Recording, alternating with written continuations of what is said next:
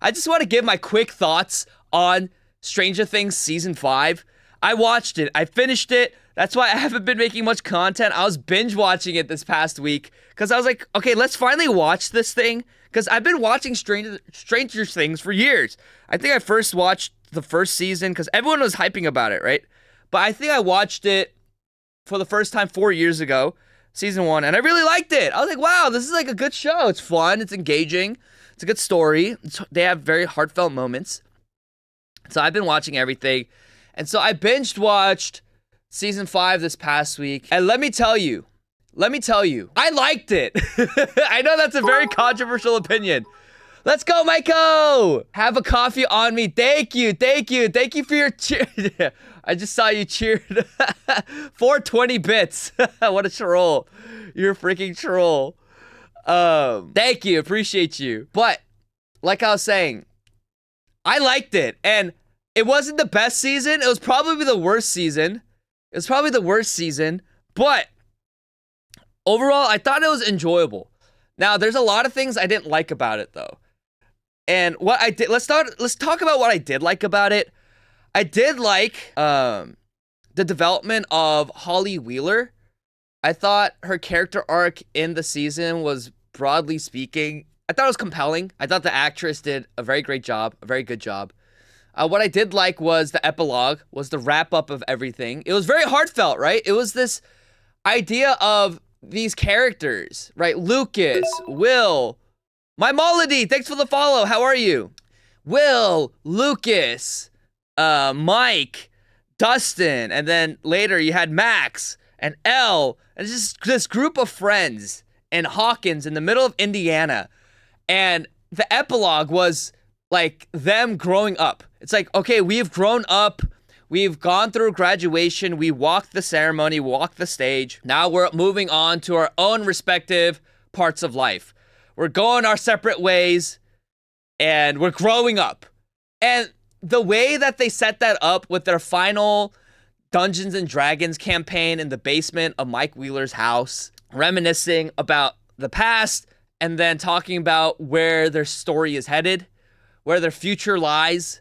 I thought it was touching. And then you had the group of older guys with Jonathan Byers and Nancy Wheeler and Robin and Steve Harrington. They come together. They're on the rooftop of the radio station and they're just chilling, cracking a cold one with the boys and talking about what's next for them. Steve's a baseball coach. Robin's doing something, I think, in school. Nancy's a reporter. And Jonathan Jonathan Byers. Jonathan is a anti-capitalist, basically a communist film director. And it's like, it's nice. It's nice in the fact that they are now finally having to schedule. Whereas before, they just hung out naturally. They have shared trauma, shared adventures together, and saving the entire world. And then now it's like, oh, we're moving on to other things. We're living normal lives now. We're having to set up times and places where we have to meet together to catch up. And part of adulting, like these kids, these teens are now becoming adults. And those moments were very touching. Yeah, Joyce and Hopper now going like, okay, the kids are all grown up. What's next for us? And talking about going to the beach and him proposing to Joyce and all these things. It was nice. It was a nice ribbon to end everything. And I liked the wrap up. I liked the wrap up of season 5, the finale of Stranger Things after a whole decade, essentially, of walking with this ragtag group of teens trying to save the world in alternate dimension from alternate dimensional beings. I thought it was cool. Now there's a lot of things I didn't like about it. And after I watched it, after the feel-good emotional moments of wrapping up the whole story, I just sat and thought about it. I'm like, this makes no sense. First of all, the thing that everyone's been talking about. Okay, the things I didn't like about Stranger Things Season 5, all right? First of all, Will's gay rant was so stupid. Flat on its face, all right? How are you going to tell me in the 80s, in the middle of a rural town in Indiana, that no one at all No one whatsoever is gonna have a problem with Robin being gay and with Will being gay. And it's the funniest thing, right? Don Holler, thanks for the follow. It's the funniest thing because out of all the things, because Vecna is this superpower human being who transformed into this interdimensional alien creature. This enemy of humanity who's trying to collide two different dimensions together and create a new world. The way that he was going to go about doing that is by traumatizing Will and making him be scared of coming out of the closet. That his plan on subverting these people who are trying to stop his great master plan of destroying worlds, his go-to strategy, Vecna, is going to go and make Will scared of telling people around him that he's gay. Like, it is so dumb. It's so stupid. But it was just like this plot point that was so unnecessary, and it was just shoved in there. And the fact that his gay speech was longer than the final fight that El had with Vecna. Like, Duffer Brothers, like, what are we doing here? It is so stupid. It's gay and retarded. Like, that was retarded. And the fact that no one batted an eye and they're like, we love you no matter what. It doesn't phase anything at all. Granted that most of America until like 15 years ago was largely homophobic. That makes no sense. Also, the fact that in a majority white Christian part of Indiana, that none of the people of the main cast of Stranger Things would be Christian, that was also unbelievable. And also, can we talk about how annoying this trope is, where they constantly make Christians look like crazy voodoo conspiracy theorists? They did that in season 4 with them saying Dungeons and Dragons is a demonic cult. Oh, there's demons and we must overcome evil with good. And they're making all the townspeople of Hawkins, the Christians, the lovely Christians, they're making them seem like idiots, like these Neanderthals, these troglodytes. I'm so sick of that trope. It's so overplayed, and it's just, quite frankly, not true. And if history has taught us anything, actually, maybe the religious right was correct. The religious right was right. And maybe if we listened to the paranoia of the religious right regarding family, gay rights, feminism, all that stuff, maybe our society wouldn't be in such disarray and disorder.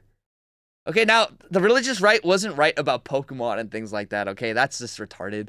They're saying, like, Pokemon's demonic. And come on, how are you gonna say little old Pikachu is demonic? Little Squirtle. Squirtle. That was retarded. But, and otherwise, you know, Christians have been right. We have been vindicated. We've been vindicated. The Christians have been vindicated, okay? So that was stupid. What else did I not like?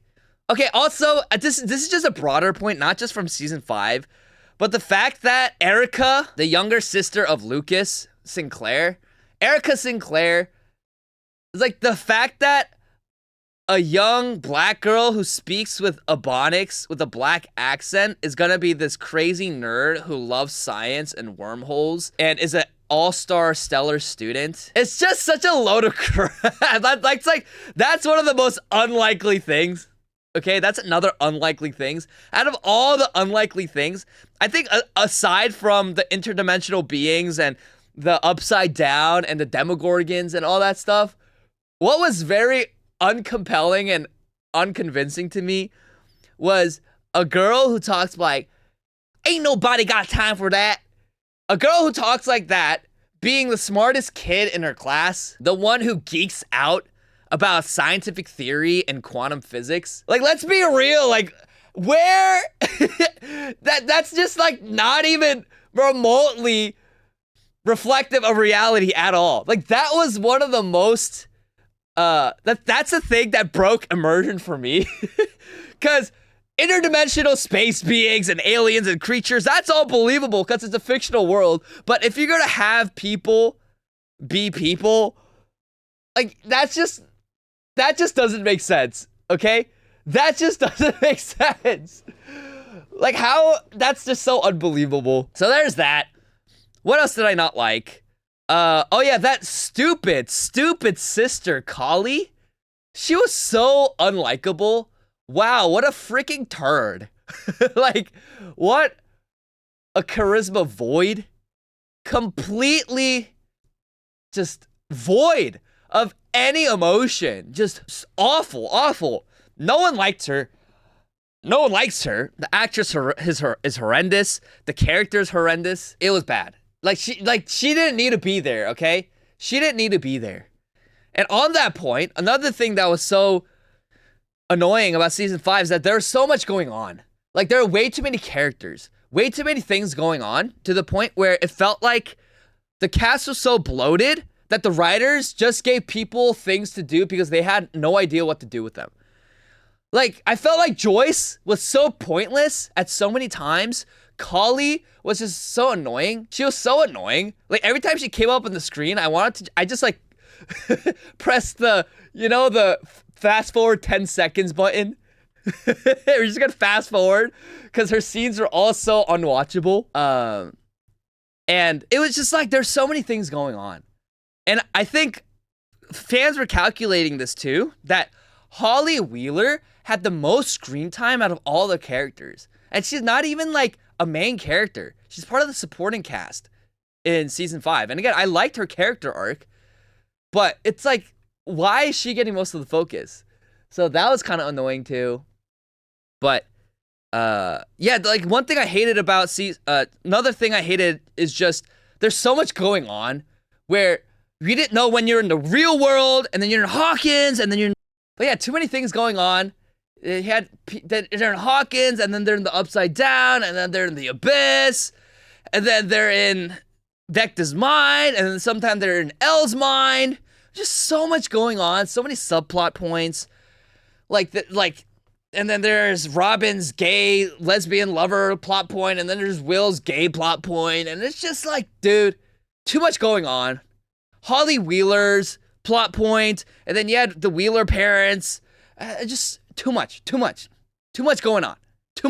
What else did I not like? I thought it was so, like, everything was so convenient for the plot, right?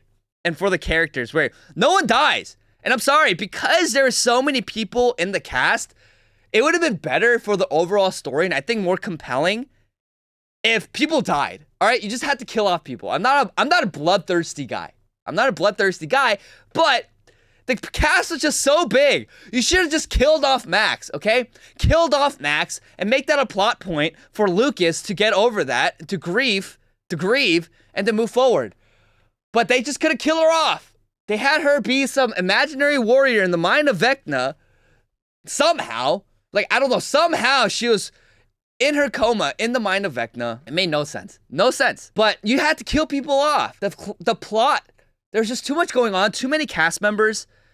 And if you killed people off, it would have made things a lot more streamlined and more cohesive, I think. Also, it would have made the stakes higher. Because then if you kill off people of the main cast, then oh, people might die. And they don't have magical plot armor. But of course, all the main cast had magical plot armor. Even Elle, who sacrificed herself in the end, actually didn't sacrifice herself. Now she's in the middle of, like, Scandinavia, Switzerland, or Norway, or something. She didn't actually die. And so her sacrifice was in vain. It cheapens it. So you gotta kill people off. With how strong Vecna was, how the F does no one die? Yeah, it's like he had the power.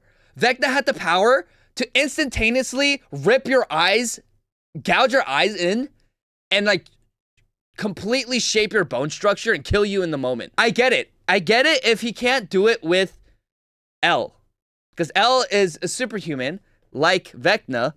But everyone else, he had no reason why he couldn't just, like, take Max, or take Will, or take anyone, and just literally just crush them. But he did it for other people. Same thing with the Demigorgons and the Demidogs, right? The moment they came out of the Upside Down, out of the gates, they were ripping military soldiers to shreds.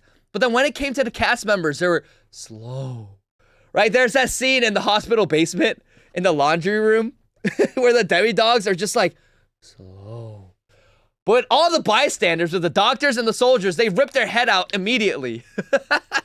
The unbelievable plot armor that the cast had, it was just so incongruent and so inconsistent.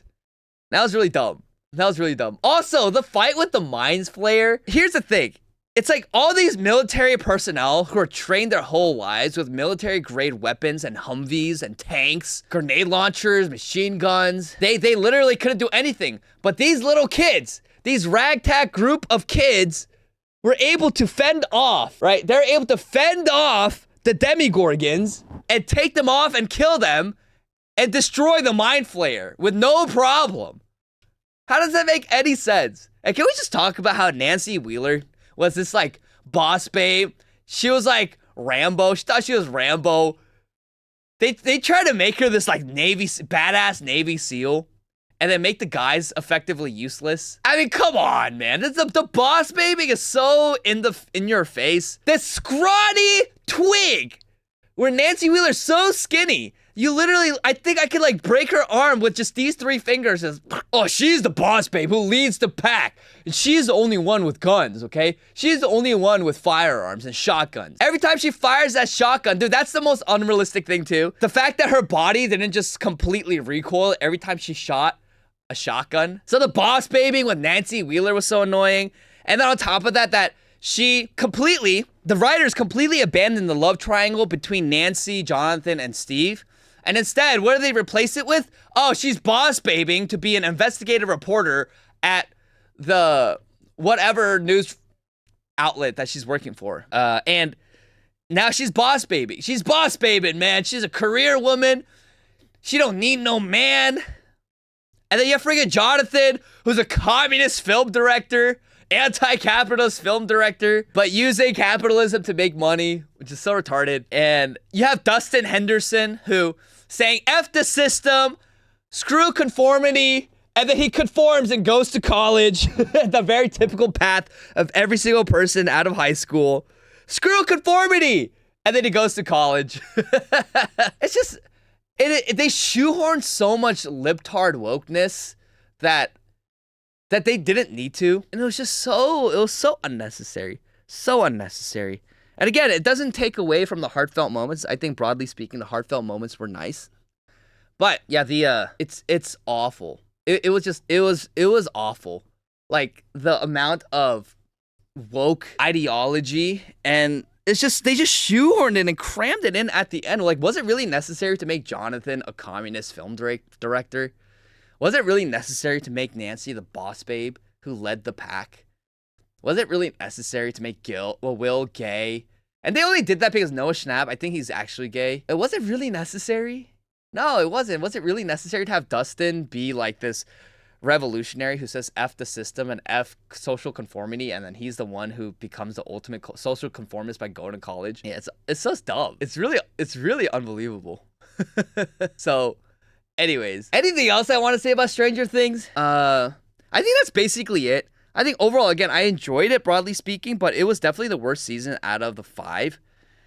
I think it was a nice wrap-up to the whole Stranger Things saga, but yeah, it was just ridiculous. The amount of wokeness that they just shoved in at the end, that just kind of took you out of it and suspended the immersion that you have in the story, and how retarded everything is with like how convenient everything is, all the plot points and the plot armor for the cast. Yeah, and then it's just, okay, last thing I'll say is just, I just hated how they had to have an epic showdown of epic proportions. Like every single work of Hollywood these days just culminates into that. And I'm sorry, we don't need like a CGI fest.